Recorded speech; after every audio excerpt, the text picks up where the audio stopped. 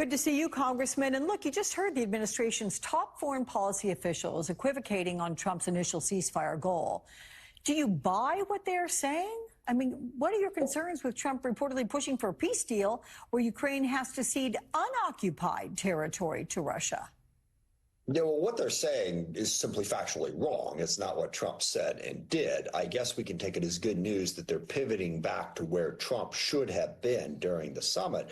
But the damage done by Trump changing what he was doing and saying that, wow, we're not going to work for a ceasefire, and also putting no pressure on Vladimir Putin during the course of that conversation. It would not have been that difficult for President Trump standing at that podium to say, Ukraine has a right to exist as a sovereign democratic country, and we and our European allies and others will help them defend that right, to stake out some ground, to not just roll over for everything that Putin is saying. But the one big factual piece is on the ceasefire. I mean, Trump came out and said, nah, we're not going to pursue a ceasefire anymore. We're just going to go for a negotiated settlement.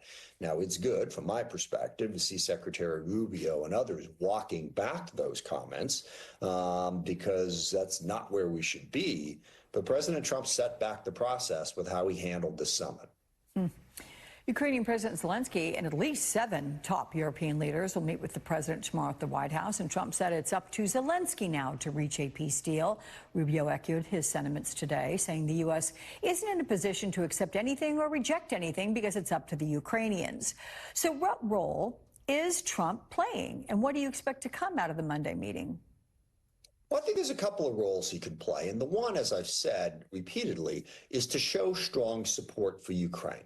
Because the only way that Putin stops his war is if he thinks he can't take all of Ukraine. As long as that's still a possibility, he's going to keep pushing forward.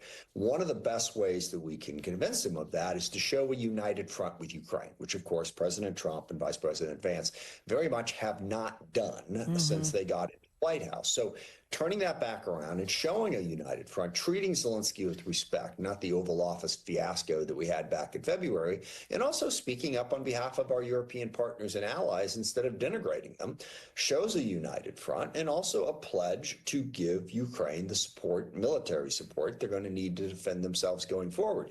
That's what can come out of this meeting that could be a positive in terms of pushing us towards peace. And then I think the other role, and this I think President Trump is right in, I think it is important for the U.S. to be talking with the Russians, to be talking with Putin. But talking with them is good. Rolling over for them and letting Putin dictate the terms of the conversation is not good.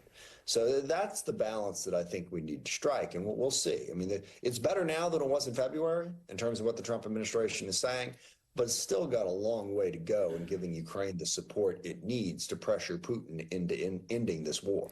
So my question to you, and while I think you're 100% accurate in what you're saying, what do you think the likelihood is of Donald Trump doing what you suggest, which is show tremendous support of Ukraine? Because in doing so, it is diametrically opposed to that which Putin wants, right? So that means if he shows support for Ukraine, he can't be showing support for Putin.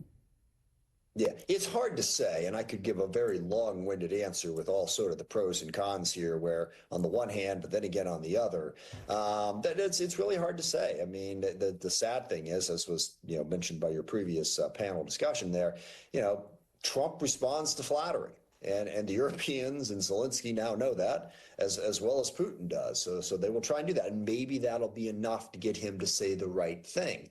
I mean, I think from a political standpoint, what Trump is aware of, if he is the president who gives Ukraine to Russia, that's going to make him look bad. And he sure as heck isn't going to get a Nobel Peace Prize for leading that outcome.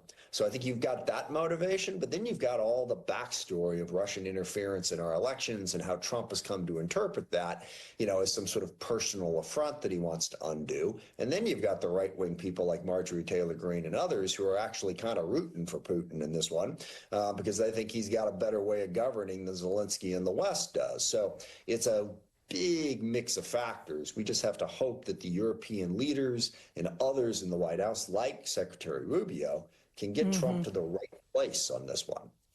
One more question on U.S. envoy Steve Witkoff, who today said that Putin agreed to security protections for Ukraine during his talk with Trump, and that the U.S. and Europe are discussing a NATO-like security agreement for Ukraine. What do you make of Putin agreeing to that plan? And I mean, couldn't he simply guarantee not to invade Ukraine? Wouldn't that be, NATO-like plus? No, but it's actually, if in fact it happened, it would be a huge step. Because remember, over the course of this conflict, one of the things that Putin has been insisting upon is a, quote, neutral Ukraine with basically no military support. So basically a big fat target for whatever he wants to do in the future. So if, in a private conversation, Putin relented on that demand and is willing to allow for a security, that'd be huge. But again, as he hadn't said that publicly. So I don't know what was said privately. If that was a pivot, if that was where he was at, that would certainly help. But it remains to be seen whether or not that's actually where it's at. Congressman Adam Smith, I appreciate all your comments with us on the record, sir. Thank you so much. Thanks. Why some Democrats are calling for a scorched earth approach to the redistricting fight next.